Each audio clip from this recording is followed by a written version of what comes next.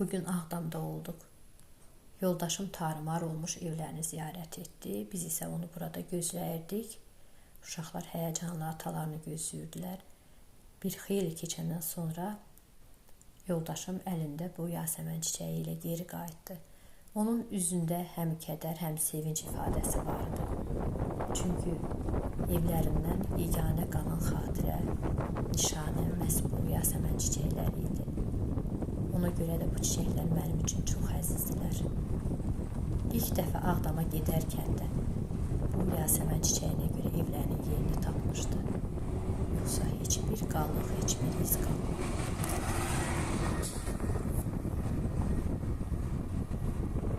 Ağdamda işlər gedir, sürətli bərpa işlər gedilir. Hər gedişimizdə daha çox yeni istiqlal görürük. Sonra biz İmarət kompleksinə gəldik. Burada elektron bələdçi var. Oğlum ona İngilizcəyə çevirib. Sonra biraz burada gəzişdik. Divardakı bu milli atributumuz diqqətimi cəlb etdi.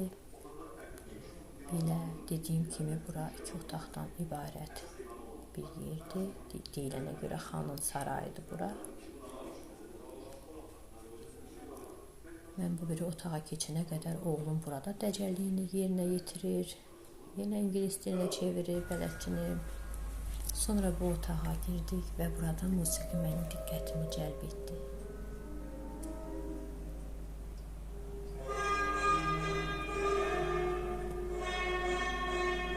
Musiqi və akustika harmoniya təşkil edirdi. Çox zövqlə dizayn olunub, yəni tavan maraqlıdır, xoşuma gəldi. Deyilənə görə bura hamam olur.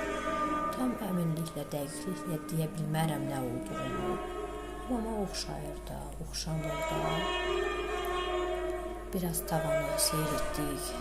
Daha sonra burada tavanın forması dəyişdi. Mənim belə bir oyuncağım vardı uşaq vaxtı. Sonra çölə çıxdı. Bura imarətin həyətidir. Burada qədim türbələr var. Buralardan keçirəm. Buradan keçərkən bir qəbir diqqətimi cəlb edir. Qayıdıb ora baxarkən baxıram, ancaq oradan tez keçirəm. Burada məni biraz qorxu bürüyür. Oğlum demiş lanətlənərik. Daha sonra tavanın üstünə yaxınlaşıram. Biraz da bura baxıram. Hava da çox gözəl idi.